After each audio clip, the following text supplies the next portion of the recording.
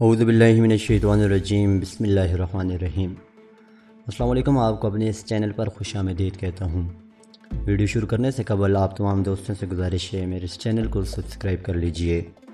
قرآن مجید میں ارشاد ہے، بے شک جن لوگوں نے کہا ہمارا رب اللہ ہے اور پھر اس پر جم گئے، ان کو نہ کوئی خوف ہوگا نہ کوئی حزن ہوگا۔ ان کی طرف فرشتے بھیجے جائیں گے جو ان کو جنتوں کی بشارتیں دیں گے اور یہ پیغام ربی سنائیں گے کہ ہم دنیا میں بھی تمہارے دوست ہیں اور آخرت میں بھی تمہارے دوست ہیں۔ پھر ارشاد فرمایا، جو میرے راستے میں قتل کر دیا جائے اسے تم مردہ نہ کہو، وہ زندہ ہے لیکن تمہیں اس کا شعور نہیں۔ پھر ارشاد فرمایا، جو میرے راستے میں قتل کر دیے جائیں ان کو مردہ نہ کہنا، گمان بھی نہ کرنا کہ وہ مردہ ہیں۔ پھر ارشاد فرمایا، وہ زندہ ہیں، اللہ کے پاس ان کو رزق دیا جاتا ہے۔ حقیقی مومن کون ہے؟ ایک بنیادی بات سمجھنے کی ہے کہ مومن ایک ایسے شخص کو کہتے ہیں جس نے کلمہ پڑھ کر اللہ سے ایک سودا کیا ہو۔ سودا کیسا؟ وہ یہ کہ اللہ، میری جان اور میرا مال، یہ سب کچھ میں نے تیرے مشاہدے کے بدلے میں تیرے ہاتھ پر بیچ دیا۔ اللہ رب العزت بھی تو ارشاد فرماتے ہیں، اللہ نے ایمان والوں سے ان کی جانوں اور ان کے مالوں کو جنت کے بدلے خرید لیا ہے۔ کیا ملے گا؟ جنت ملے گی۔ کیا وہاں صرف باغات اور حور و قصور ہوں گے؟ نہیں، بلکہ وہ ایسی جگہ ہوگی جہاں اللہ رب العزت کا مشاہدہ ہوگا۔ مومن وہ بندہ ہوتا ہے جو اللہ کی لقاء اور اللہ کی رضا کے عوض میں اپنی جان اور مال کو اللہ کے ہاں فروخت کر بیٹھتا ہے۔ اس کا اپنا کچھ نہیں رہتا۔ جب وقت آتا ہے تو وہ اللہ کے حکم کے سامنے سر تسلیم ہم کر دیتا ہے اور بڑی سے بڑی قربانی دینے میں بھی کوئی دقت پیش نہیں آتی۔ یہ ایک بنیادی سبق تھا جو اللہ کے پیارے رسول صلی اللہ علیہ وآلہ وسلم نے سب صحابہ اکرام رضی اللہ تعالیٰ عنہم کو سکھایا کہ تمہارا سب کچھ اللہ ہی کا دیا ہوا ہے۔ جب کوئی موقع آ جائے تو تم نے قدم آگے بڑھانا ہے اور قربانی دینے سے درغیق نہیں کرنا۔ یہ ایک بنیادی سبق تھا جو بلا تفریق سب کو سکھا دیا گیا۔ بڑا کیا، بوڑھا کیا، جوان کیا، صحت مند کیا، معذور کیا، مرد کیا، عورت کیا، ایک ایک مومن کے اندر یہ جذبہ کوڑ کوڑ کر بھر دیا گیا تھا۔ تمنائے شہادت۔ اگر آپ صحابہ کرام کی حیات مبارکہ کا مطالعہ کریں تو واقعات اس بات کی تصدیق کرتے ہیں کہ وہ اللہ کے راستے میں شہادت کا مرتبہ پانے کے لیے تڑپ رہے تھے۔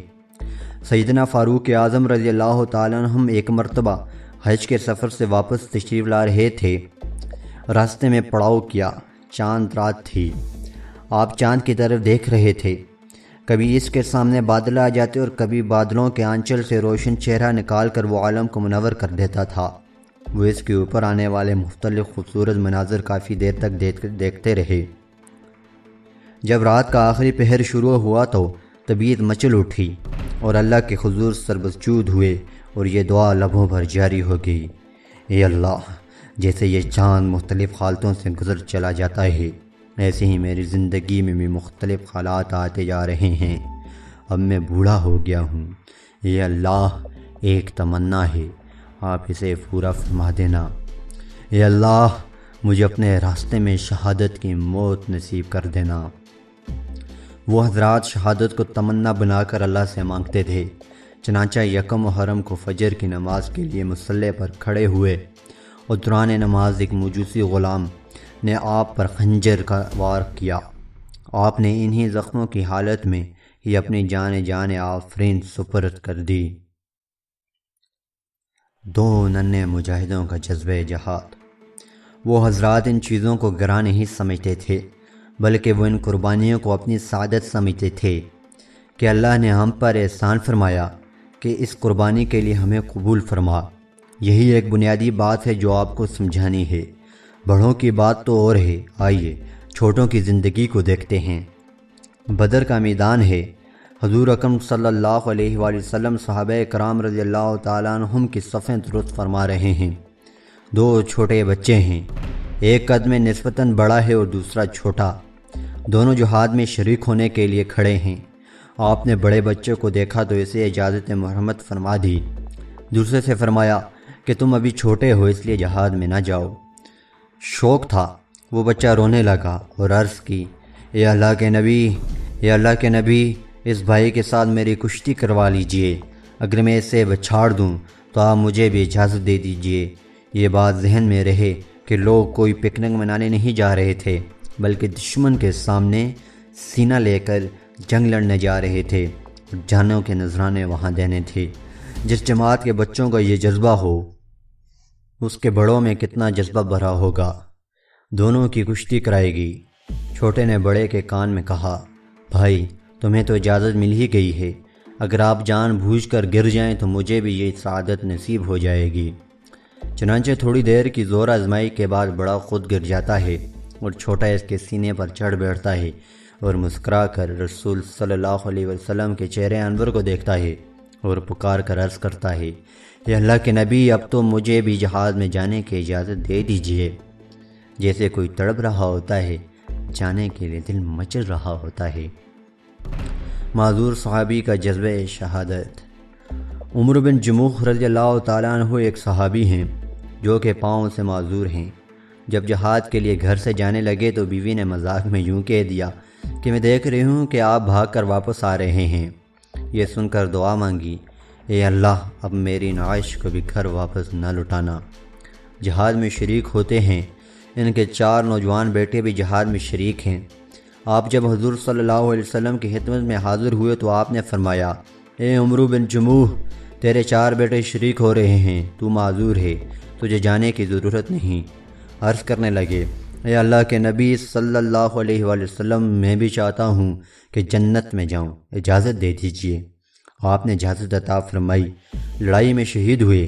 بیوی نعش کو لینے گئی، واپس لانے کے لیے اونٹ کا رخ پھیرتی ہے مگر سواری چلتی ہی نہیں۔ بڑی کوشش کی مگر بے سود۔ رسول صلی اللہ علیہ وسلم کی خدمت میں صورتحال عرض کی۔ فرمایا کہ عمر بن جموح گھر سے روانہ ہوتے وقت کچھ بات کر کے گئے تھے۔ عرض کی، جی ہاں، گھر سے جاتے وقت یہ دعا کی تھی کہ اے اللہ، میری لاش کو بھی واپس گھر نہ لوٹانا۔ فرمایا، اب عمر بن جموح کی لاش بھی گھر واپس نہیں جا سکتی۔ وہ جیالے تھے جن کو اللہ کے راستے میں ہی دفن کر دیا گیا تھا۔ تاریخ اسلام کی ایک روشن حقیقت۔ اللہ کے پیارے نبی نے ایک ایسا معاشرہ بنا دیا تھا کہ ان کے دلوں میں جہاد کا جذبہ بھر دیا تھا، ان کو شہادت کا رتبہ سمجھا دیا۔ اس لیے ان کے لیے اپنی جان کو اللہ کے نام پر قربان کرنا بالکل آسان تھا۔ لہذا جب آپ یہ ماضی ذہن میں لے کر بیٹھیں گے کہ یہ بیک گراؤنڈ اپنے ذہن میں رکھیں گے کہ تو آپ کو کربلا کا سارا واقعہ بہت آسانی سے سمجھ میں آ جائے گا۔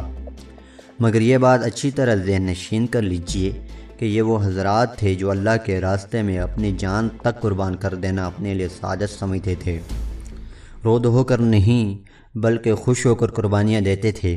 دعائیں مانگ مانگ کر اللہ کے راستوں میں شہید ہونے کی تمنا کرتے تھے۔ شہادت ان کی زندگیوں کا گوہر مقصود ہوا کرتی تھی۔ اس حقیقت کو اگر پیش نظر رکھیں تو میری اگلی بات سمجھ میں آ جائے گی۔ ناظرین محترم، محرم کے دنوں میں سیدنا حسین رضی اللہ تعالیٰ عنہ کی قربانی اور ان کے ساتھ کربلا میں جو پیش آیا، اس کو عام طور پر تفصیل کے ساتھ بیان کیا جاتا ہے، لیکن اس کی تفصیل ہر آدمی کی اپنی سوچ، فکر اور ایمانی جذبے کے مطابق ہوتی ہے۔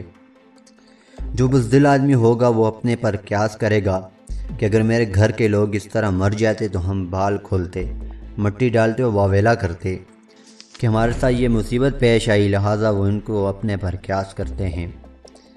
مگر جو ایمان والے ہیں، جن کے دلوں میں قربانی کا مادہ بھرا ہوا ہے اور جن کے دلوں میں نور ایمانی پھیلا ہوا ہے، وہ اس عظیم واقعہ کو حقائق کی روشنی میں دیکھتے ہیں۔ وہ سمجھتے ہیں کہ یہ ایک تاریخ اسلام کا تسلسل ہے جس کی بنیاد پیغمبر اسلام علیہ السلام نے رکھی، پھر آپ کے اشاق نے اس پر کتنی اینٹیں لگائیں، بنیاد کو مضبوط سے اوپر اٹھایا، پھر بعد میں آنے والوں نے اس پر عالیشان عمارتیں کھڑی کیں۔ ان حضرات نے ایسی عظیم قربانیاں دیں اور کارخائے نمایاں انجام دیے کہ انسان دیکھتا ہے تو ان کی عظمت پر حیران رہ جاتا ہے۔ ناظرین محترم، یہ واقعہ آج آپ حضرات کے سامنے عرض کرنا چاہتا ہوں۔ سیدنا حسین رضی اللہ تعالیٰ عنہ کو کوفہ سے بھیجے گئے کچھ خطوط ملے۔ آپ تشریف لائے، آپ تشریف لائیے، ہم آپ کے ہاتھ پر بیعت کریں گے اور آپ کی غلامی میں زندگی بسر کریں گے۔ حالات کا جائزہ لینے کے لیے آپ نے اپنے ایک عاشق صادق حضرت مسلم بن عقیل کو کوفہ بھیجا۔ جب وہ کوفہ میں پہنچے تو ان کا شایان شان استقبال ہوا، ایسا استقبال جو اہل اقتدار کو اچھا نہ لگا۔ یزید نے کوفہ کے حکمران کو معزول کر کے ابن زیاد کو حاکم بنا کر بھیجا۔ ابن زیاد نے وہاں آ کر ایک تقریر کی اور کوفیوں کو ڈرایا دھمکایا۔ چنانچہ محبت کے کھوکھرے نعرے لگانے والوں نے گیدڑ کا کردار ادا کیا اور بزدل ثابت ہوئے، اور پورا شہر جو ایک وقت میں سیدنا حسین رضی اللہ تعالیٰ عنہ کو آنے کی دعوت دے رہا تھا، اس نے اس طرح آنکھیں پھیر لیں۔ مسلم بن عقیل رضی اللہ تعالیٰ عنہ ام خانی بنت عروہ کے گھر چھپ گئے، مگر بالآخر ان کو شہید کر دیا گیا۔ ان کا یہ چھپنا اپنی جان کے خوف سے نہیں تھا، بلکہ وہ خفیہ طور پر خط لکھ کر سیدنا حسین رضی اللہ تعالیٰ عنہ کو حقیقت احوال سے آگاہ کرنا چاہتے تھے۔ کوفیوں کی محبت و عقیدت کو دیکھ کر سیدنا حسین رضی اللہ تعالیٰ عنہ کو خط بھیج چکے تھے۔ حالات سازگار ہیں، آپ تشریف لائیے۔ وہ خط آپ کو ملا، اس سے تصدیق ہو گئی کہ مجھے جانا چاہیے۔ چنانچہ سیدنا حسین رضی اللہ تعالیٰ عنہ اپنے قافلے کے ساتھ روانگی کا ارادہ فرما لیتے ہیں۔ ابن عباس اور کئی دوسری صحابی نے منع بھی فرمایا، مگر آپ کے پیش نظر کوفیوں کے 12-13 ہزار حدود تھے۔ پھر مسلم بن عقیل کی اس بات پر مہر تصدیق تھی، اس لیے آپ نے روانگی فرما دی۔ آپ نے تدبیر کی، مگر تقدیر ہنس رہی تھی۔ بندہ سوچتا کچھ اور ہے اور اس کو پیش نظر اور کچھ آتا ہے۔ یہ اللہ کا دستور ہے، سنت اللہ ہے، کیونکہ اس نے اپنے کلام پاک میں یہ فرما دیا، اللہ اپنی تدبیر میں غالب ہے، اکثر لوگوں کو اس بات کا علم نہیں۔ برادران یوسف حضرت یوسف کے ساتھ کیا کرنا چاہتے تھے، مگر قدرت کو کچھ اور منظور تھا۔ پیش وہی آیا جو میرے مالک کی مرضی تھی۔ ابراہیم علیہ السلام اپنے بیٹے کے گلے پر چھری چلانا چاہتے تھے، لیکن پیش وہ آیا جو میرے اللہ کو منظور تھا۔ حسین رضی اللہ تعالیٰ عنہ کس ارادے سے قدم اٹھا رہے ہیں، مگر آگے پیش کیا نہ ہے، اس کو اللہ ہی جانتا تھا۔ سیدنا حسین رضی اللہ تعالیٰ عنہ جب کوفہ پہنچے تو ابن زیاد کی فوجوں نے آپ کو گھیرے میں لے لیا۔ آپ نے جب صورتحال کو دیکھا تو آپ نے ان کے سامنے 3 مطالبات پیش کیے، 3 نکات ان کے سامنے رکھے۔ نمبر 1، مجھے یزید سے ڈائریکٹ بات کرنے دی جائے۔ نمبر 2، مجھے واپس جانے دیا جائے۔ نمبر 3، مجھے ملک سے اس پار سرحد پر جانے کی اجازت دی جائے۔ آپ کی تینوں شرائط حقیقت پر مبنی تھیں، لیکن ابن زیاد طاقت کی نشے میں اندھا ہو چکا تھا۔ وہ یہ چاہتا تھا کہ ابھی میرے سامنے اس وقت وہ بات خلافت تسلیم کر لی جائے۔ دوسری طرف حضرت حسین رسول صلی اللہ علیہ وسلم کی تربیت یافتہ تھے، جانتے تھے کہ جب میں حق پر ہوں تو اب اگر ساری دنیا بھی مخالف ہو جائے تو مجھے اس بات کی قطعاً پرواہ نہیں۔ بات سمجھ آئی؟ اس بات کی قطعاً پرواہ نہیں کہ میرے اور میرے قافلے کے ساتھ کیا بیت جائے۔ ان کے سامنے اسلام کی ایک تاریخ تھی، وہ جانتے تھے کہ ہمارے بڑے یوں قربانیاں دے کر گئے ہیں، اگر مجھے بھی قربانی دینی پڑی تو میں خوشی کے ساتھ قربانی پیش کروں گا۔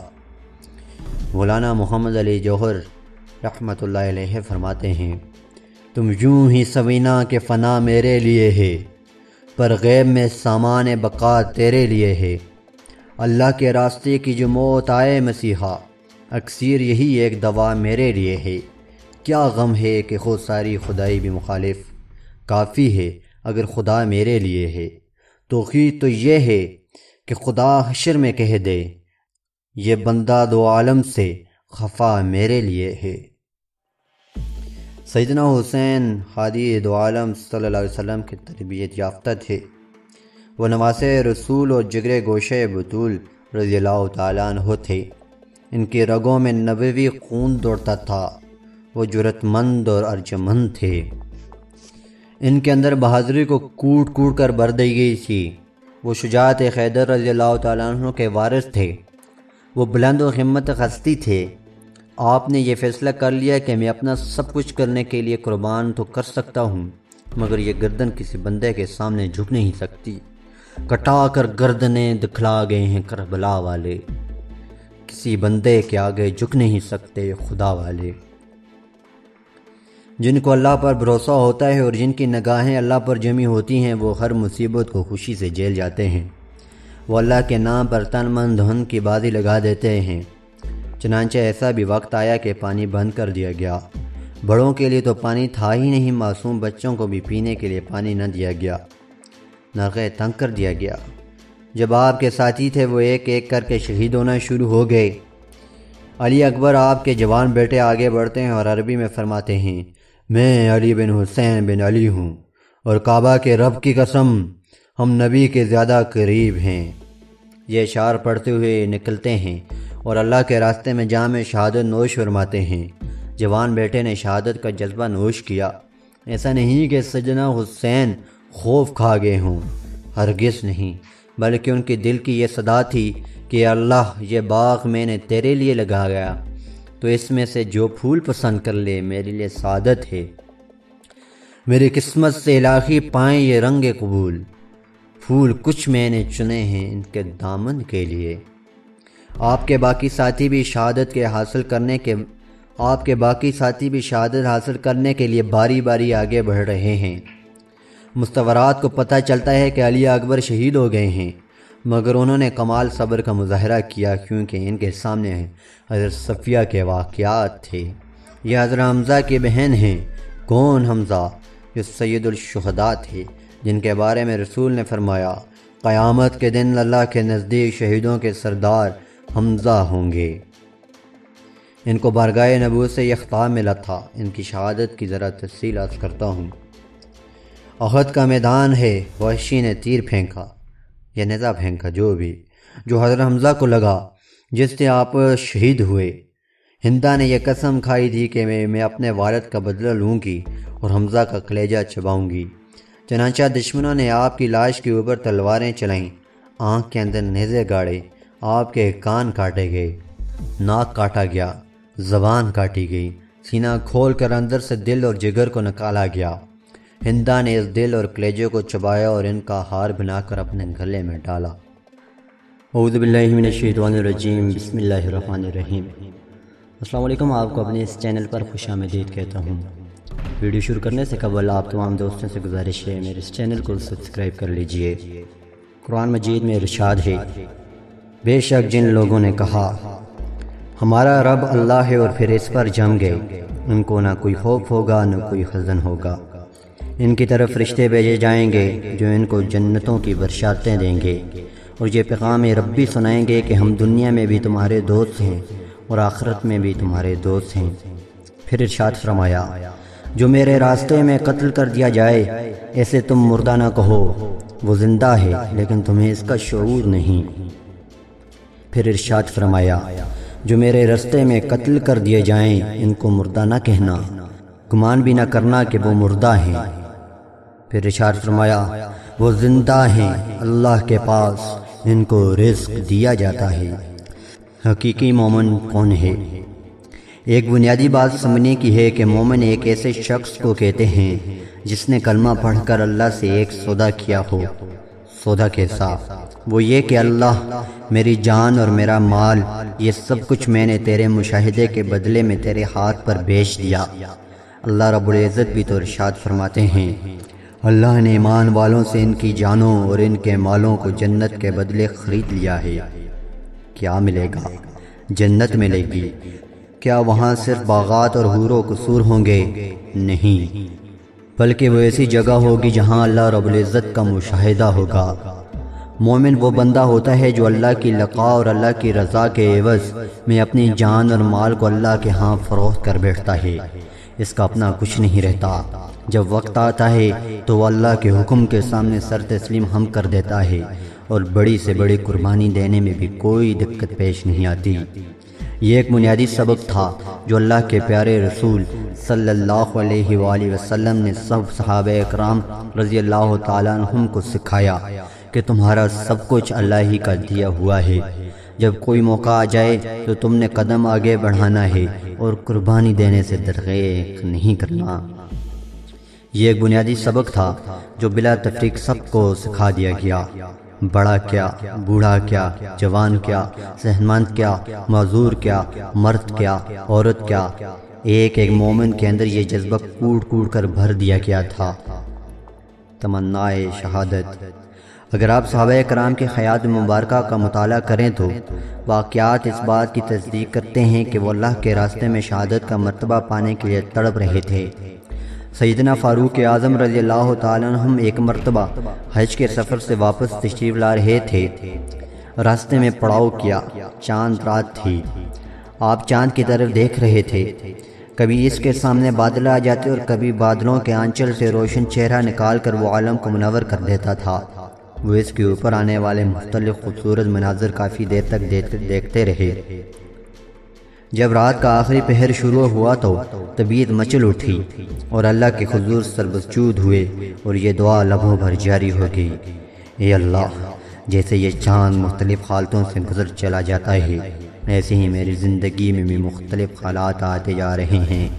اب میں بوڑھا ہو گیا ہوں، یہ اللہ ایک تمنا ہے، آپ اسے پورا فرما دینا۔ اے اللہ، مجھے اپنے راستے میں شہادت کی موت نصیب کر دینا۔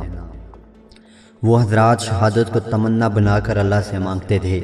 چنانچہ یکم محرم کو فجر کی نماز کے لیے مصلی پر کھڑے ہوئے اور دوران نماز ایک مجوسی غلام نے آپ پر خنجر کا وار کیا۔ آپ نے انہی زخموں کی حالت میں ہی اپنی جان آفرین سپرد کر دی۔ دو ننھے مجاہدوں کا جذبہ جہاد۔ وہ حضرات ان چیزوں کو گراں نہیں سمجھتے تھے، بلکہ وہ ان قربانیوں کو اپنی سعادت سمجھتے تھے کہ اللہ نے ہم پر احسان فرمایا کہ اس قربانی کے لیے ہمیں قبول فرما۔ یہی ایک بنیادی بات ہے جو آپ کو سمجھانی ہے۔ بڑوں کی بات تو اور ہے، آئیے چھوٹوں کی زندگی کو دیکھتے ہیں۔ بدر کا میدان ہے۔ حضور اکرم صلی اللہ علیہ وآلہ وسلم صحابہ کرام رضی اللہ تعالیٰ عنہم کی صفیں درست فرما رہے ہیں۔ دو چھوٹے بچے ہیں، ایک قد میں نسبتاً بڑا ہے اور دوسرا چھوٹا۔ دونوں جہاد میں شریک ہونے کے لیے کھڑے ہیں۔ آپ نے بڑے بچے کو دیکھا تو اسے اجازت مرحمت فرما دی۔ دوسرے سے فرمایا کہ تم ابھی چھوٹے ہو، اس لیے جہاد میں نہ جاؤ۔ شوق تھا، وہ بچہ رونے لگا اور عرض کی، اے اللہ کے نبی، اے اللہ کے نبی، اس بھائی کے ساتھ میری کشتی کروا لیجئے۔ اگر میں اسے بچھاڑ دوں تو آپ مجھے بھی اجازت دے دیجئے۔ یہ بات ذہن میں رہے کہ لوگ کوئی پکنک منانے نہیں جا رہے تھے، بلکہ دشمن کے سامنے سینہ لے کر جنگ لڑنے جا رہے تھے۔ جانوں کے نذرانے وہاں دینے تھے۔ جس جماعت کے بچوں کا یہ جذبہ ہو، اس کے بڑوں میں کتنا جذبہ بھرا ہوگا۔ دونوں کی کشتی کرائے گی۔ چھوٹے نے بڑے کے کان میں کہا، بھائی تمہیں تو اجازت مل ہی گئی ہے، اگر آپ جان بوجھ کر گر جائیں تو مجھے بھی یہ سعادت نصیب ہو جائے گی۔ چنانچہ تھوڑی دیر کی زور آزمائی کے بعد بڑا خود گر جاتا ہے اور چھوٹا اس کے سینے پر چڑھ بیٹھتا ہے اور مسکرا کر رسول صلی اللہ علیہ وسلم کے چہرے انور کو دیکھتا ہے اور پکار کر عرض کرتا ہے، اے اللہ کے نبی، اب تو مجھے بھی جہاد میں جانے کی اجازت دے دیجئے۔ جیسے کوئی تڑپ رہا ہوتا ہے، جانے کے لیے دل مچل رہا ہوتا ہے۔ معذور صحابی کا جذبہ شہادت۔ عمر بن جموح رضی اللہ تعالیٰ عنہ ایک صحابی ہیں جو کہ پاؤں سے معذور ہیں۔ جب جہاد کے لیے گھر سے جانے لگے تو بیوی نے مذاق میں یوں کہہ دیا کہ میں دیکھ رہی ہوں کہ آپ بھاگ کر واپس آ رہے ہیں۔ یہ سن کر دعا مانگی، اے اللہ، اب میری نعش کو بھی گھر واپس نہ لٹانا۔ جہاد میں شریک ہوتے ہیں۔ ان کے 4 نوجوان بیٹے بھی جہاد میں شریک ہیں۔ آپ جب حضور صلی اللہ علیہ وسلم کی خدمت میں حاضر ہوئے تو آپ نے فرمایا، اے عمر بن جموح، تیرے 4 بیٹے شریک ہو رہے ہیں، تو معذور ہے، تجھے جانے کی ضرورت نہیں۔ عرض کرنے لگے، اے اللہ کے نبی صلی اللہ علیہ وآلہ وسلم، میں بھی چاہتا ہوں کہ جنت میں جاؤں، اجازت دے دیجیے۔ آپ نے اجازت عطا فرمائی۔ لڑائی میں شہید ہوئے۔ بیوی نعش کو لینے گئی، واپس لانے کے لیے ان کا رخ پھیرتی ہے مگر سواری چلتی ہی نہیں۔ بڑی کوشش کی مگر بے سود۔ رسول صلی اللہ علیہ وسلم کی خدمت میں صورتحال عرض کی۔ فرمایا کہ عمر بن جموح گھر سے روانہ ہوتے وقت کچھ بات کر کے گئے تھے۔ عرض کی، جی ہاں، گھر سے جاتے وقت یہ دعا کی تھی کہ اے اللہ، میری لاش کو بھی واپس گھر نہ لوٹانا۔ فرمایا اب عمر بن جموح کی لاش بھی گھر واپس نہیں جا سکتی۔ وہ جیالے تھے جن کو اللہ کے راستے میں ہی دفن کر دیا گیا تھا۔ تاریخ اسلام کی ایک روشن حقیقت۔ اللہ کے پیارے نبی نے ایک ایسا معاشرہ بنا دیا تھا کہ ان کے دلوں میں جہاد کا جذبہ بھر دیا تھا، ان کو شہادت کا رتبہ سمجھا دیا، اس لیے ان کے لیے اپنی جان کو اللہ کے نام پر قربان کرنا بالکل آسان تھا۔ لہٰذا جب آپ یہ ماضی ذہن میں لے کر بیٹھیں گے کہ یہ بیک گراؤنڈ اپنے ذہن میں رکھیں گے کہ تو آپ کو کربلا کا سارا واقعہ بہت آسانی سے سمجھ میں آ جائے گا۔ مگر یہ بات اچھی طرح ذہن نشین کر لیجئے کہ یہ وہ حضرات تھے جو اللہ کے راستے میں اپنی جان تک قربان کر دینا اپنے لیے سعادت سمجھتے تھے۔ رو دو ہو کر نہیں بلکہ خوش ہو کر قربانیاں دیتے تھے، دعائیں مانگ مانگ کر اللہ کے راستوں میں شہید ہونے کی تمنا کرتے تھے۔ شہادت ان کی زندگیوں کا گوہر مقصود ہوا کرتی تھی۔ اس حقیقت کو اگر پیش نظر رکھیں تو میری اگلی بات سمجھ میں آ جائے گی۔ ناظرین محترم، محرم کے دنوں میں سیدنا حسین رضی اللہ تعالیٰ عنہ کی قربانی اور ان کے ساتھ کربلا میں جو پیش آیا، اس کو عام طور پر تفصیل کے ساتھ بیان کیا جاتا ہے، لیکن اس کی تفصیل ہر آدمی کی اپنی سوچ، فکر اور ایمانی جذبے کے مطابق ہوتی ہے۔ جو بزدل آدمی ہوگا وہ اپنے پر قیاس کرے گا کہ اگر میرے گھر کے لوگ اس طرح مر جاتے تو ہم بال کھولتے، مٹی ڈالتے اور واویلا کرتے کہ ہمارے ساتھ یہ مصیبت پیش آئی، لہٰذا وہ ان کو اپنے پر قیاس کرتے ہیں۔ مگر جو ایمان والے ہیں، جن کے دلوں میں قربانی کا مادہ بھرا ہوا ہے اور جن کے دلوں میں نور ایمانی پھیلا ہوا ہے، وہ اس عظیم واقعہ کو حقائق کی روشنی میں دیکھتے ہیں۔ وہ سمجھتے ہیں کہ یہ ایک تاریخ اسلام کا تسلسل ہے جس کی بنیاد پیغمبر اسلام علیہ السلام نے رکھی، پھر آپ کے اشاق نے اس پر کتنی اینٹیں لگائیں، بنیاد کو مضبوط سے اوپر اٹھایا، پھر بعد میں آنے والوں نے اس پر عالیشان عمارتیں کھڑی کیں۔ ان حضرات نے ایسی عظیم قربانیاں دیں اور کارخائے نمایاں انجام دیے کہ انسان دیکھتا ہے تو ان کی عظمت پر حیران رہ جاتا ہے۔ ناظرین محترم، یہ واقعہ آج آپ حضرات کے سامنے عرض کرنا چاہتا ہوں۔ سیدنا حسین رضی اللہ تعالیٰ عنہ کو کوفہ سے بھیجے گئے کچھ خطوط ملے۔ آپ تشریف لائے، آپ تشریف لائیے، ہم آپ کے ہاتھ پر بیعت کریں گے اور آپ کی غلامی میں زندگی بسر کریں گے۔ حالات کا جائزہ لینے کے لیے آپ نے اپنے ایک عاشق صادق حضرت مسلم بن عقیل کو کوفہ بھیجا۔ جب وہ کوفہ میں پہنچے تو ان کا شایان شان استقبال ہوا، ایسا استقبال جو اہل اقتدار کو اچھا نہ لگا۔ یزید نے کوفہ کے حکمران کو معزول کر کے ابن زیاد کو حاکم بنا کر بھیجا۔ ابن زیاد نے وہاں آ کر ایک تقریر کی اور کوفیوں کو ڈرایا دھمکایا۔ چنانچہ محبت کے کھوکھلے نعرے لگانے والوں نے گیدڑ کا کردار ادا کیا اور بزدل ثابت ہوئے، اور پورا شہر جو ایک وقت میں سیدنا حسین رضی اللہ تعالیٰ عنہ کو آنے کی دعوت دے رہا تھا، اس نے اس طرح آنکھیں پھیر لیں۔ مسلم بن عقیل رضی اللہ تعالیٰ عنہ ام خانی بنت عروہ کے گھر چھپ گئے، مگر بالآخر ان کو شہید کر دیا گیا۔ ان کا یہ چھپنا اپنی جان کے خوف سے نہیں تھا، بلکہ وہ خفیہ طور پر خط لکھ کر سیدنا حسین رضی اللہ تعالیٰ عنہ کو حقیقت احوال سے آگاہ کرنا چاہتے تھے۔ کوفیوں کی محبت و عقیدت کو دیکھ کر سیدنا حسین رضی اللہ تعالیٰ عنہ کو خط بھیج چکے تھے۔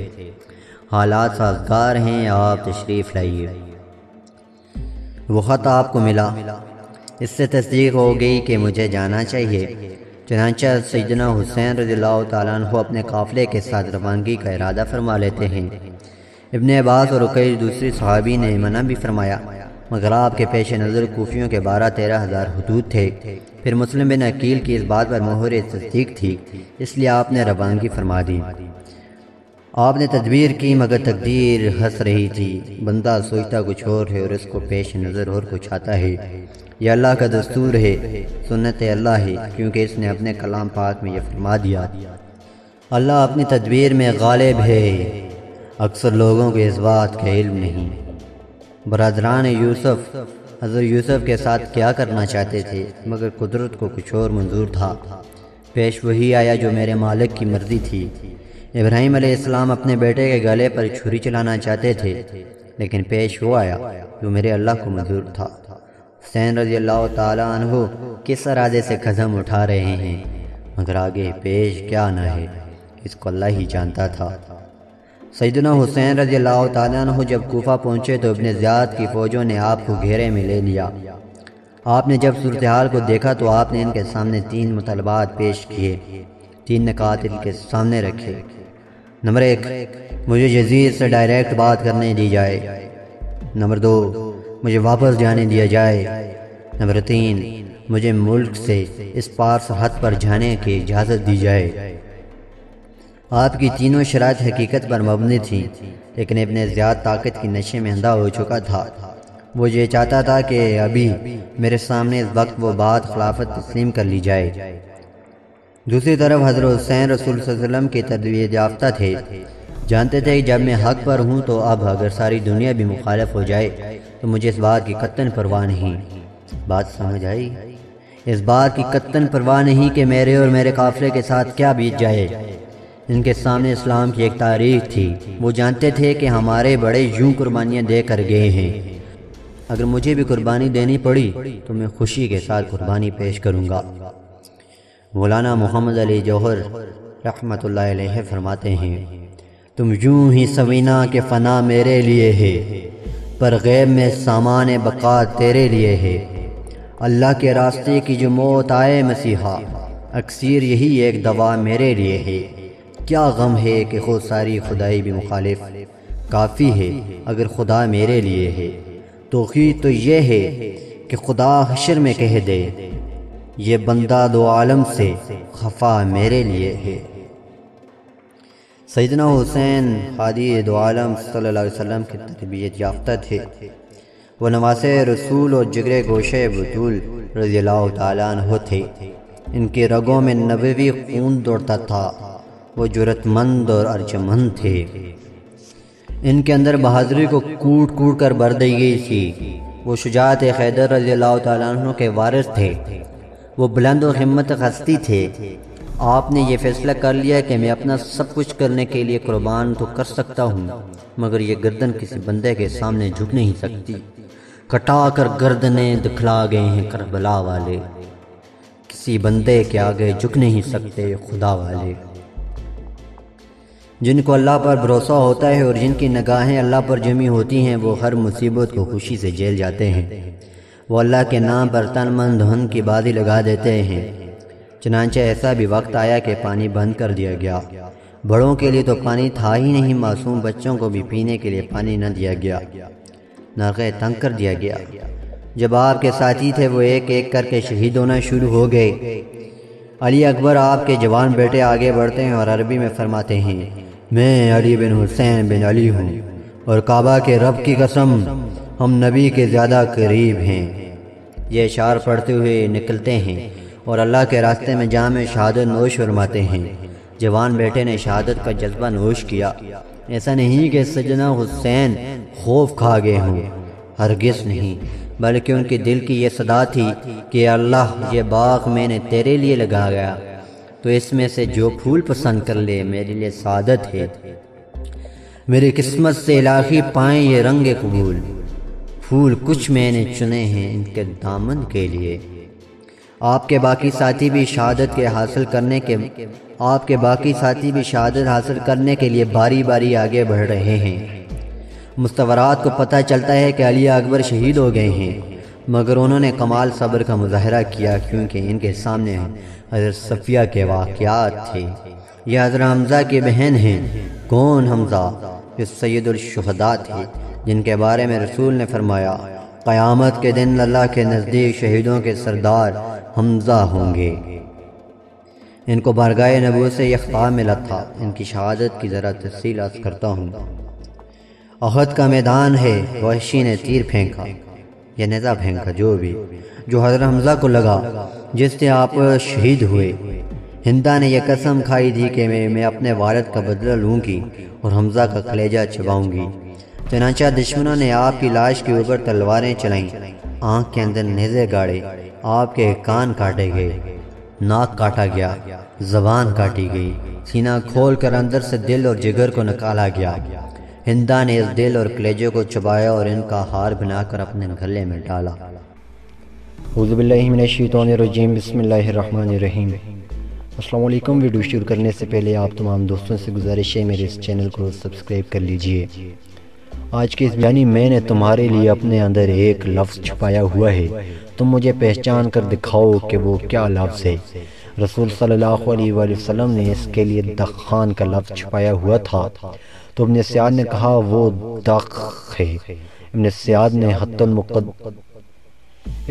نے حتی المقدر کوشش کی کہ وہ دخان کا پورا لفظ بولے، لیکن وہ ادا نہ کر سکا، کیونکہ ابن سیاد کے پاس کچھ جنات تابع تھے جو اسے بات بتا دیتے تھے۔ ان جنات نے ابن سیاد کے رسول صلی اللہ علیہ وآلہ وسلم کا پوشیدہ لفظ دخان پورا بتانے کی کوشش کی لیکن وہ پورا نہ بتا سکے، تو انہوں نے اس کا آدھا لفظ بتایا جس سے ابن سیاد نے دخ کا لفظ بتایا۔ پھر رسول صلی اللہ علیہ وآلہ وسلم نے فرمایا، یعنی ذلیل ہو کر پڑا رہے، تو ہی کاقن اور دجال ہے۔ پھر حضرت عمر بن خطاب رضی اللہ تعالیٰ عنہ نے رسول صلی اللہ علیہ وآلہ وسلم سے عرض کیا کہ مجھے اجازت دیجیے میں اسے قتل کر دوں۔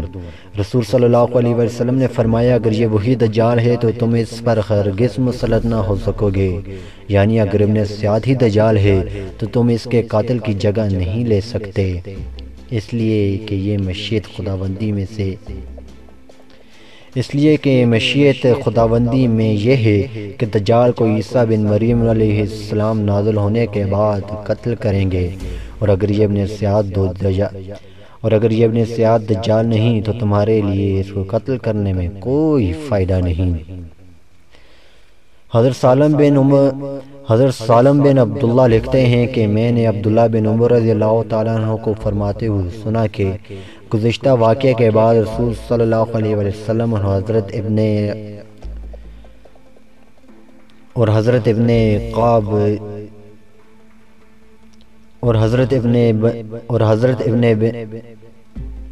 حضرت ابی بن قاب اس کی کھجور کے پاس چلے جس کے پاس ابن سیاد موجود تھا، تو رسول صلی اللہ علیہ وسلم کھجور کے درختوں میں آہستہ آہستہ اور چپکے سے گزرے گئے، اس توقع سے کہ ابن سیاد سے کوئی بات سن لیں اس سے پہلے کہ وہ آپ کو دیکھے۔ تو رسول صلی اللہ علیہ وآلہ وسلم نے اسے اپنی جھونپڑی میں لیٹے ہوئے پایا جس میں معمولی سی آواز تھی جس کی کوئی سمجھ نہ آتی تھی۔ اتنے میں ابن سیاد کی ماں نے رسول صلی اللہ علیہ وسلم کو آتے ہوئے دیکھا، وہ کھجوروں کے درختوں کو خاموشی سے عبور کرتے ہوئے آ رہے ہیں، تو اس نے ابن سیاد کو آواز دیتے ہوئے کہا، اے ابن سیاد، دیکھو یہ محمد صلی اللہ علیہ وآلہ وسلم آ گیا۔ رسول صلی اللہ علیہ وآلہ وسلم نے فرمایا، اگر اس کی ماں اس کو اس کی حالت پر چھوڑ دیتی، یعنی اسے میرے آنے کا نہ بتاتی، تو ہمیں پتہ چل جاتا کہ وہ واقعی دجال ہے یا نہیں۔ حضرت ابو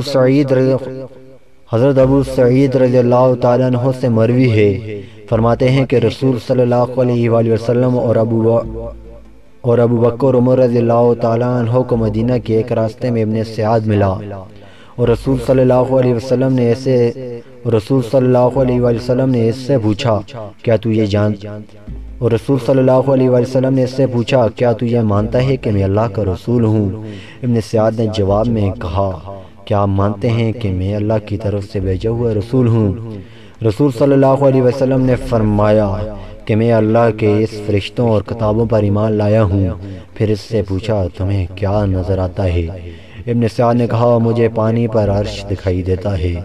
رسول صلی اللہ علیہ وسلم نے فرمایا، تمہیں سمندر کے پانی پر ابلیس کا عرش نظر آ رہا ہے؟ پھر آپ صلی اللہ علیہ وسلم نے پوچھا، تمہیں کیا نظر آ رہا ہے؟ ابن سیاد نے کہا، مجھے 2 سچے اور 1 جھوٹا، اور 1 سچا اور 2 جھوٹے نظر آتے ہیں۔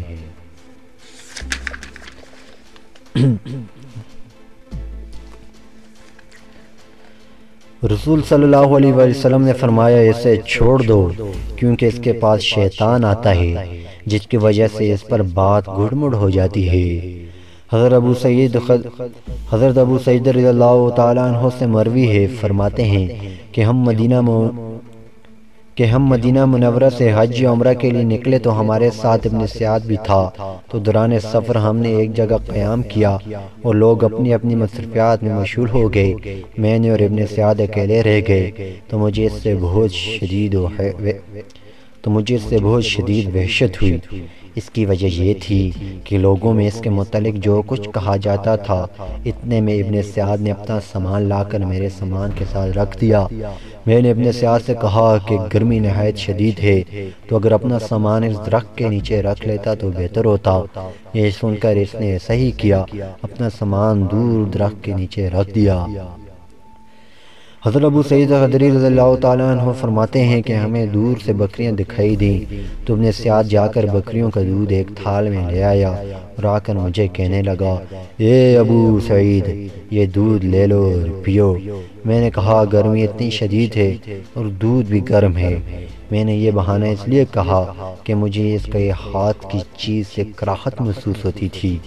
ابن سعد نے مجھے کہا، اے ابو سعید، مجھے تو ایسے لگتا ہے کہ لوگ جو کچھ میرے متعلق کہتے ہیں کہ میں دجال ہوں وغیرہ، اس کی وجہ سے میرا دل کہتا ہے کہ میں درخت پر رسی باندھ کر خودکشی کر لوں۔ اے ابو سعید، اگر رسول صلی اللہ علیہ وسلم کی میری متعلق کی ہوئی باتیں کسی پر مخفی ہیں تو تم انصار کے گروہوں پر مخفی نہیں ہیں۔ اے ابو سعید، اگر رسول صلی اللہ علیہ وسلم کی میرے متعلق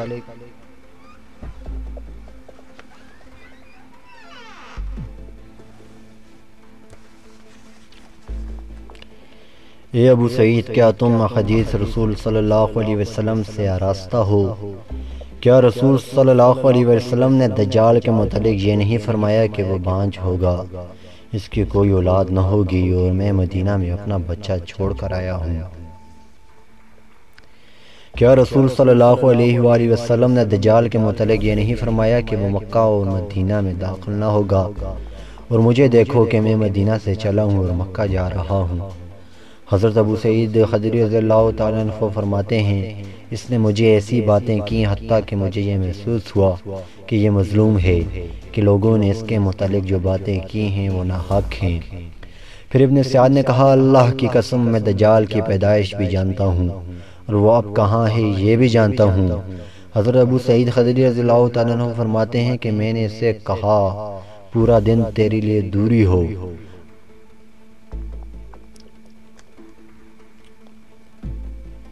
آئیے جانتے ہیں ابن سعد کے بارے میں علماء کیا کہتے ہیں۔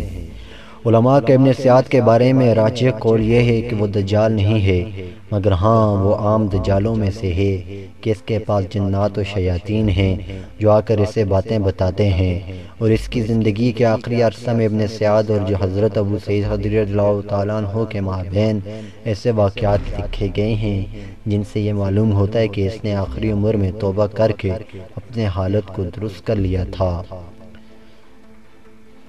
دجال کا قرآن مجید میں ذکر نہ آنے کی حکمت۔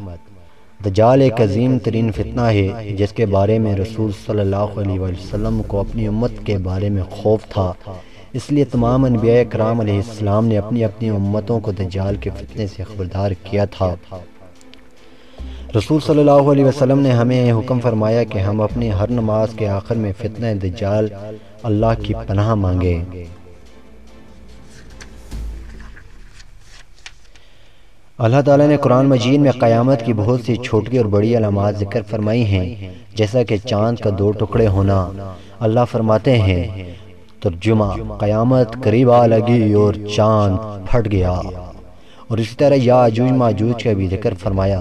اللہ تعالیٰ فرماتے ہیں، ترجمہ، یہاں تک کہ جب یاجوج ماجوج کو کھول دیا جائے گا اور وہ ہر بلندی سے پھسلتے نظر آئیں گے۔ اس کے علاوہ وہ دیگر علامات بھی ذکر فرمائیں، لیکن اللہ تعالیٰ نے قرآن مجید میں دجال کا نام صراحتاً ذکر نہیں فرمایا۔ اس کی کیا حکمت ہے؟ اس بارے میں لکھا گیا ہے کہ اللہ تعالیٰ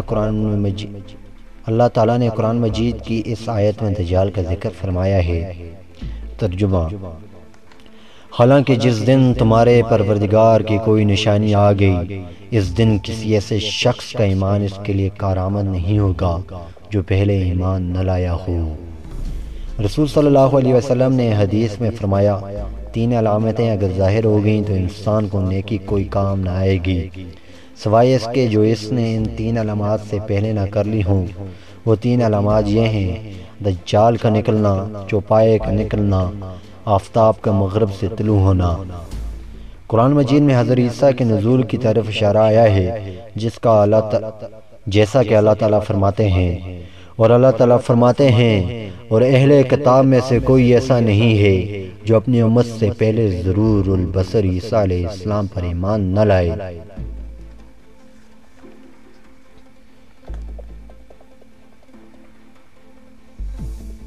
ترجمہ، اور جب عیسیٰ ابن مریم کی مثال دی گئی تو تمہاری قوم کے لوگ یکا یک شور مچانے لگے اور کہنے لگے ہمارے معبود بہتر ہیں، جب انہوں نے تمہارے سامنے یہ مثال محض کٹ جہتی کے لیے دی ہے۔ بلکہ یہ لوگ ہی جھگڑالو ہیں۔ وہ یعنی عیسیٰ علیہ السلام تو بس ہمارے ایک بندے تھے جن پر ہم نے انعام کیا تھا اور بنی اسرائیل کے لیے ان کو ایک نمونہ بنایا تھا، اور اگر ہم چاہیں تو تم سے فرشتے پیدا کر دیں جو زمین میں ایک دوسرے کے جانشین بن کر رہا کریں، اور یقین رکھو کہ وہ عیسیٰ علیہ السلام قیامت کی نشانی ہیں، اس لیے تم اس میں شک نہ کرو۔ اور جیسا کہ حدیث میں وارد ہوا ہے کہ آخری زمانہ میں عیسیٰ علیہ السلام نازل ہونے کے بعد دجال کو قتل کریں گے، تو عیسیٰ علیہ السلام کے قرآن مجید میں ذکر آنے سے دجال کا ذکر بھی سمجھ جائے گا۔ وہ حدیث جن میں دجال کا نکلنا قیامت کی علامت بتایا گیا ہے۔ حضرت حذیفہ بن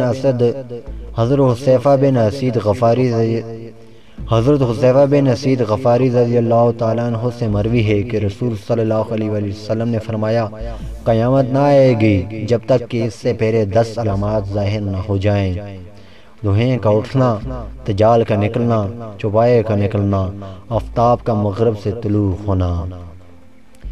حضرت ابو ہریرہ رضی اللہ تعالیٰ عنہ سے مروی ہے کہ رسول صلی اللہ علیہ وسلم نے فرمایا، 3 علامتیں اگر ظاہر ہو گئیں تو انسان کو نیکی کوئی کام نہ آئے گی سوائے اس کے جو اس نے ان 3 علامات سے پہلے نہ کر لی ہوں۔ وہ 3 علامتیں یہ ہیں: آفتاب کا مغرب سے طلوع ہونا، دجال کا نکلنا، چوپائے کا نکلنا۔ روئے زمین پر سب سے بڑا فتنہ دجال ہے۔ حضرت ابن عمر رضی اللہ تعالیٰ عنہ سے مروی ہے، فرماتے ہیں کہ رسول صلی اللہ علیہ وسلم لوگوں میں وعظ فرما رہے تھے، پھر آپ صلی اللہ علیہ وسلم نے دجال کا ذکر کر کے فرمایا، میں تمہیں اس سے خبردار کرتا ہوں، اور کوئی ایسا نبی نہیں گزرا جس نے اپنی قوم کو اس سے خبردار نہ کیا، مگر میں تمہیں اس کے بارے میں ایسی بات بتاتا ہوں جس کا کسی نبی نے اپنی قوم کو نہیں بتایا، کہ دجال کانا ہے اور اللہ تعالیٰ کانا نہیں ہے۔ حضرت نواس بن سمان رضی اللہ تعالیٰ عنہ سے مروی ہے کہ رسول صلی اللہ علیہ وسلم نے فرمایا، دجال کے علاوہ میں تم پر کسی چیز کا خوف نہیں رکھتا، اگر وہ میرے ہوتے ہوئے نکل آیا تو میں اس کا تمہارے بدلے سامنا کروں گا اور اس پر حجت قائم کروں گا، اور اگر وہ نکل آئے اور میں تم میں نہ ہوں تو ہر شخص اپنی ذمہ داری اٹھائے، اور اللہ تعالیٰ ہر مسلمان پر میرا خلیفہ ہے۔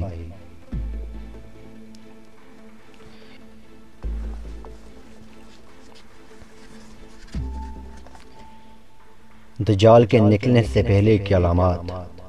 حضرت نافع بن عتبہ بن ابی وقاص رضی اللہ تعالیٰ عنہ سے مروی ہے کہ رسول صلی اللہ علیہ وسلم نے فرمایا، تم جزیرہ عرب والوں کے خلاف جنگ لڑو گے اور اللہ تعالیٰ تمہیں ان پر فتح نصیب فرمائے گا، پھر تم فارس کے خلاف جنگ لڑو گے تو اللہ تعالیٰ تمہیں ان پر فتح نصیب فرمائے گا، پھر تم روم کے خلاف جنگ لڑو گے تو اللہ تعالیٰ تمہیں ان پر فتح نصیب فرمائے گا، پھر تم دجال کے خلاف جنگ لڑو گے تو اللہ تعالیٰ تمہیں اس پر فتح نصیب فرمائے گا۔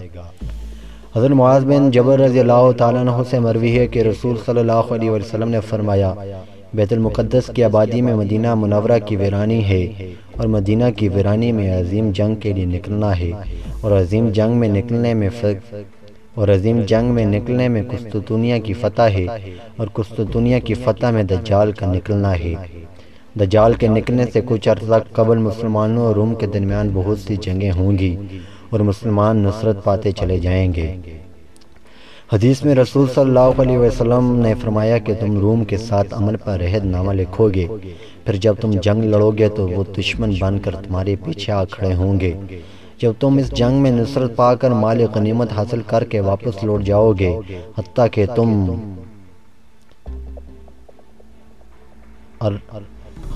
تم ایک جگہ پر پہنچ جاؤ گے اور وہاں قیام کرو گے، تو روم میں سے ایک شخص صلیب اٹھا کر کہنے لگے گا کہ اہل صلیب غالب آ گئے ہیں۔ وہ شخص یہ کام اس لیے کرے گا کہ یہ روم مسلمانوں کی جنگ کے دوران لشکر کے پیچھے دشمن بن کر کھڑے ہو گئے تھے۔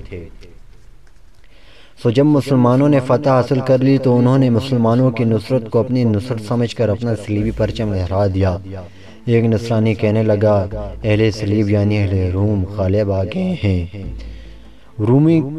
رومی کی اس حرکت اور بات سے ایک مسلمان کو غصہ آئے گا، وہ جا کر اس صلیب بردار شخص کو قتل کر دے گا، تو اس وقت اہل روم تم سے عہد کی خلاف ورزی کریں گے اور جنگ عظیم کے لیے اکٹھے ہو جائیں گے۔ حضرت ابو امامہ باخلی رضی اللہ تعالیٰ عنہ سے مروی ہے کہ رسول صلی اللہ علیہ وآلہ وسلم نے فرمایا کہ دجال کے نکلنے سے پہلے تم پر 3 ایسے سال گزریں گے جن میں شدید بھوک پھیلے گی کہ اللہ تعالیٰ آسمان کو حکم فرمائیں گے کہ وہ پہلے سال بارش کا تیسرا حصہ روک دے، اور زمین کو فرمائیں گے کہ وہ زراعت کا تیسرا حصہ روک دے، اور دوسرے سال بھی آسمان کو فرمائیں گے کہ بارش کا تیسرا حصہ روک دے، اور زمین کو فرمائیں گے کہ اپنی زراعت کا تیسرا حصہ روک دے۔ پھر تیسرے سال کو آسمان کو فرمائیں گے کہ بارش بالکل روک دے اور ایک قطرہ بھی زمین پر نہ اترے، اور زمین کو فرمائیں گے کہ وہ اپنی زراعت نہ اگائے، تو زمین کوئی سبزہ نہ اگائے گی، حتیٰ کہ کوئی ایسا درخت بھی سایہ دار نہ ہوگا، یعنی کم تعداد کے علاوہ سب درخت ختم ہو جائیں گے۔ صحابہ رضی اللہ تعالیٰ عنہم نے عرض کیا، یا رسول اللہ اس وقت لوگ کیسے زندگی بسر کریں گے؟ رسول صلی اللہ علیہ وسلم نے فرمایا، لا الہ الا اللہ، اللہ اکبر، الحمدللہ، یہ اذکار انہیں کھانے کی جگہ کام دیں گے۔ حضرت راشد بن سعید رضی اللہ تعالیٰ عنہ فرماتے ہیں، جب مسلمانوں نے استخر کو فتح کر لیا، استخر گزشتہ زمانہ ملک فارس کے ایک مشہور ترین شہر کا نام ہے، اور اسی میں فارسی سلطنت کے حکام رہتے تھے اور اسی میں ان کے خزانے تھے۔ تو ایک مناوی یہ کہتا ہوا آئے گا کہ دجال نکل آیا ہے، تو حضرت صعب بن جسامہ رضی اللہ تعالیٰ عنہ اس مناوی سے ملے اور اسے کہا، اگر تو ایسا نہ کہتا تو میں تجھے رسول صلی اللہ علیہ وسلم کی یہ حدیث بتاتا کہ رسول صلی اللہ علیہ وسلم نے فرمایا کہ دجال اس وقت تک نہ نکلے گا جب تک کہ لوگ اس کا ذکر کرنا چھوڑ دیں، حتیٰ کہ خطبہ و ائمہ ممبروں پر بھی اس کا ذکر چھوڑ دیں۔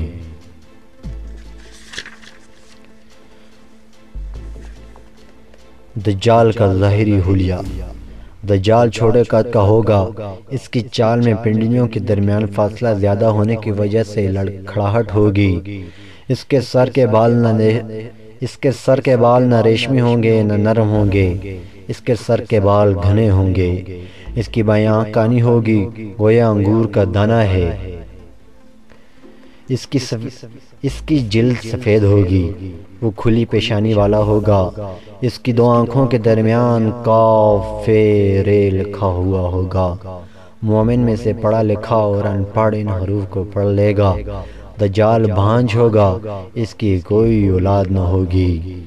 مذکورہ صفات کو اس طرح جمع کیا جا سکتا ہے کہ دجال پست قد، موٹی جسامت، بڑے سر والا، دونوں آنکھوں میں عیب کے بائیں آنکھ کا کانی ہوگی جیسا کہ انگور کا دانہ ہوتا ہے، اور دائیں آنکھ پر ابرو لڑکا ہوا ہوگا، اس کے سر کے بال سخت اور گھنے ہوں گے، اس کی جلد مائل بے مائل سفید ہوگی، اس کی دونوں پنڈلیوں کے درمیان زیادہ فاصلہ ہوگا، اور اس کی دونوں آنکھوں کے درمیان کاف رے لکھا ہوا ہوگا۔ دجال کے نکلنے کی جگہ۔ حضرت ابو بکر رضی اللہ تعالیٰ عنہ سے مروی ہے کہ رسول صلی اللہ علیہ وآلہ وسلم نے فرمایا کہ دجال زمین کے مشرقی جانب سے نکلے گا، جسے خراسان کہا جاتا ہے، جو آج کے زمانہ میں ایران میں واقع ہے، اور بہت سی قومیں اس کی پیروی کریں گی جن کے چہرے موٹے اور گولائی میں ہوں گے۔ دجال کے نکلنے کے بعد اس کی خبر پھیلنے کی ابتدا شام و عراق سے ہوگی، کیونکہ ایک روایت جو کہ حضرت نواز بن سمان رضی اللہ تعالیٰ عنہ سے مروی ہے کہ رسول صلی اللہ علیہ وآلہ وسلم دجال کے متعلق فرماتے ہیں کہ وہ شام و عراق کی زمین کے درمیان سے نکلے گا، یعنی اس کے نکلنے کی خبریں۔ جساسہ اور دجال کا قصہ۔ حضرت عامر بن شرجیل شعبی رضی اللہ تعالیٰ عنہ سے مروی ہے کہ انہوں نے حضرت فاطمہ بن قیس رضی اللہ تعالیٰ عنہ سے فرمایا کہ مجھے ایسی حدیث سنائیں جس کی سند میں رسول صلی اللہ علیہ وسلم کے علاوہ کوئی نہ ہو۔ حضرت فاطمہ رضی اللہ تعالیٰ عنہ نے فرمایا اگر تم ایسا چاہتے ہو تو میں بتاتی ہوں۔ حضرت عمر نے فرمایا ٹھیک ہے مجھے سنائیے۔ حضرت فاطمہ بن قیس رضی اللہ تعالیٰ عنہ نے فرمایا میں نے ایک مناوی کی آواز سنی جو رسول صلی اللہ علیہ وسلم کی طرف سے بلا رہا تھا کہ الصلاۃ جامعہ۔ یہ لفظ عہد نبوت میں لوگوں کو کسی کی خبر بتانے کے لیے اکٹھا کرنے پر بولا جاتا تھا، جس کا معنی یہ ہے کہ نماز کو اکٹھا کر رہی ہے، کہ نماز آپ کو اکٹھا کر رہی ہے۔ فرماتے ہیں میں مسجد کی طرف نکلی اور رسول صلی اللہ علیہ وسلم کے ساتھ نماز ادا کی، اور میں مردوں کے پیچھے عورتوں کے پہلی صف میں تھی۔ جب رسول صلی اللہ علیہ وسلم نے نماز ادا کر لی تو منبر پر تشریف فرما ہو کر ہنس رہے تھے۔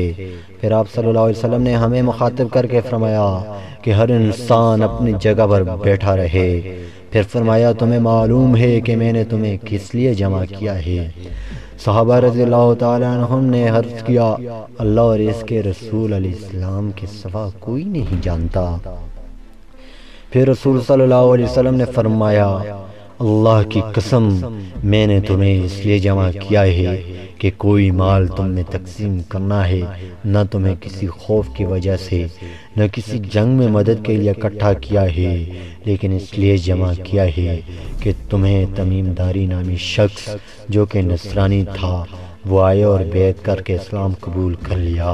اس نے مجھے ایسی بات سنائی جو میری دجال کے متعلق بات سے مناسبت رکھتی ہے۔ اس نے مجھے بتایا کہ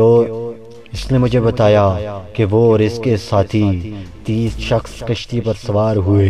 سمندر کی لہروں نے 1 ماہ تک انہیں گھمایا، حتیٰ کہ غروب کے وقت ایک جزیرہ پر ان کی کشتی جا ٹھہری۔ تو جب وہ اس جزیرہ میں داخل ہوئے تو انہیں ایک ایسا جانور ملا جو گھنے بالوں والا تھا، جس سے وہ اس جانور کا منہ اور پشت نہ پہچان سکے۔ تو انہوں نے اس جانور سے کہا تو ہلاک ہو جائے، تو کون ہے؟ جانور نے کہا میں جساسہ ہوں۔ لوگوں نے کہا جساسہ سے کیا مراد ہے؟ جانور نے کہا تم اس آدمی کے پاس اندر جاؤ جو وہاں عبادت میں مصروف ہے، کیونکہ وہ تمہاری خبر جاننے کے لیے بہت مشتاق ہے۔ قصہ سنانے والے کا کہنا ہے کہ جب اس جانور نے ہمیں آدمی کا نام بتایا تو ہمیں خوف پیدا ہو گیا کہ کہیں یہ جانور شیطان نہ ہو، تو ہم جلدی شخص کی طرف اندر گئے تو ہم نے ایک بڑی جسامت والا انسان دیکھا جو زنجیروں میں خوب جکڑا ہوا تھا، اور اس کے دونوں ہاتھ گردن سے بندھے ہوئے تھے، اس کے گھٹنے اور ٹخنے لوہے سے بندھے ہوئے تھے۔ ہم نے اسے کہا ہلاک ہو، تو کون ہے؟ اس نے جواب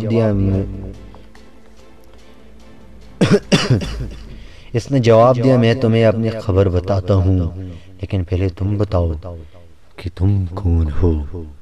قصہ سنانے والا کہتا ہے کہ ہم نے اسے جواب دیا کہ ہم اہل عرب میں سے ہیں، اور ہم ایک کشتی پر سوار تھے، تو سمندر کی لہروں نے 1 ماہ کے بعد اتفاقاً ہمیں یہاں پہنچا دیا۔ تو پھر ہم تمہاری اس جزیرہ میں داخل ہوئے تو ہمیں ایک گھنے بالوں والا جانور ملا، جس کے گھنے بالوں کی وجہ سے منہ اور پشت کو نہیں پہچانا جا سکتا تھا۔ تو ہم نے اسے کہا تو ہلاک ہو جائے، تو کون ہے؟ اس جانور نے بتایا کہ میں جساسہ ہوں۔ ہم نے اسے پوچھا جساسہ سے کیا مراد ہے؟ جانور نے کہا اندر اس شخص کے پاس جاؤ کہ وہ تمہاری خبر کے لیے مشتاق ہے۔ تو ہم جلدی تمہارے پاس آ گئے۔ ہم میں یہ خوف پیدا ہوا کہ شاید وہ شیطان نہ ہو۔ اس آدمی نے پوچھا مجھے بیسان کے علاقہ کی کھجوروں کے درختوں کے بارے میں بتاؤ۔ بیسان ملک اردن میں واقع ہے، جو تبریہ سمندر کے جنوب مغرب کی جانب واقع ہے۔ ہم نے اس سے پوچھا تم اس کے بارے میں کیا خبر جاننا چاہتے ہو؟ اس نے کہا کہ اس علاقہ میں کھجور کے درخت پھل دیتے ہیں۔ ہم نے اسے کہا جی ہاں۔ اس نے کہا کہ ایسا وقت قریب آنے والا ہے کہ وہ درخت پھل نہ دیں گے۔ پھر اس نے کہا کہ مجھے تبریہ کے سمندر کے بارے میں بتاؤ۔ ہم نے پوچھا تم اس کے متعلق کیا جاننا چاہتے ہو؟ اس نے کہا کہ اس میں سمندر میں پانی موجود ہے۔ ہم نے جواب دیا کہ وہ سمندر پانی سے بھرا ہوا ہے۔ اس نے کہا ایسا وقت قریب آنے والا ہے کہ اس کا پانی ختم ہو جائے گا۔ پھر اس نے پوچھا مجھے زغر کے چشمے کے متعلق بتاؤ۔ علامہ ہم نے پوچھا کہ تو اس کے متعلق کیا جاننا چاہتا ہے؟ اس نے کہا کہ اس چشمہ میں پانی جاری ہے، کہ اس علاقہ کے لوگ اس کے پانی کو زراعت میں استعمال کرتے ہیں۔ ہم نے کہا جی ہاں، اس میں تو بہت پانی ہے، اس علاقہ کے لوگ زراعت میں اس کے پانی کو استعمال کرتے ہیں۔ اس نے کہا مجھے امیین کے نبی کے بارے میں بتاؤ کہ انہوں نے کیا کیا۔ ہم نے کہا وہ نبی مکہ سے ہجرت کر کے مدینہ میں ہے۔ اس نے کہا کیا اہل عرب نے اس کے خلاف جنگ لڑی؟ ہم نے کہا جی ہاں۔ اس نے کہا تو اس نبی نے اہل عرب کے ساتھ کیا کیا؟ ہم نے کہا اس سے بتایا کہ وہ اپنے ارد گرد کے اہل عرب پر غالب آ گیا اور انہوں نے اس کی پیروی کی۔ اس نے کہا کیا واقعی ایسا ہو چکا ہے؟ ہم نے کہا جی ہاں۔ اس نے کہا واقعی اہل عرب نے اس نبی کو تابعداری کر کے درست کیا، اور اب میں تمہیں اپنی خبر بتاتا ہوں، میں مسیح ہوں اور ایسا وقت قریب آنے والا ہے کہ مجھے نکلنے کی اجازت مل جائے گی، اور میں نکل کر 40 راتوں میں پوری دنیا زمین طے کروں گا۔ کوئی ایسی بستی نہ چھوڑوں گا جس میں داخل نہ ہو جاؤں سوائے مکہ اور مدینہ کے، کیونکہ یہ دونوں شہر مجھ پر حرام ہیں کہ میں ان میں داخل نہ ہو سکوں گا۔ جب بھی میں ان شہروں میں داخل کی کوشش کروں گا تو تلوار اٹھائے ہوئے فرشتے میرے سامنے آ جائیں گے اور مجھے روکیں گے، اور مدینہ کے ہر راستے پر فرشتے پہرا دیں گے۔ پھر حضرت فاطمہ بنت قیس رضی اللہ تعالیٰ عنہ جو کہ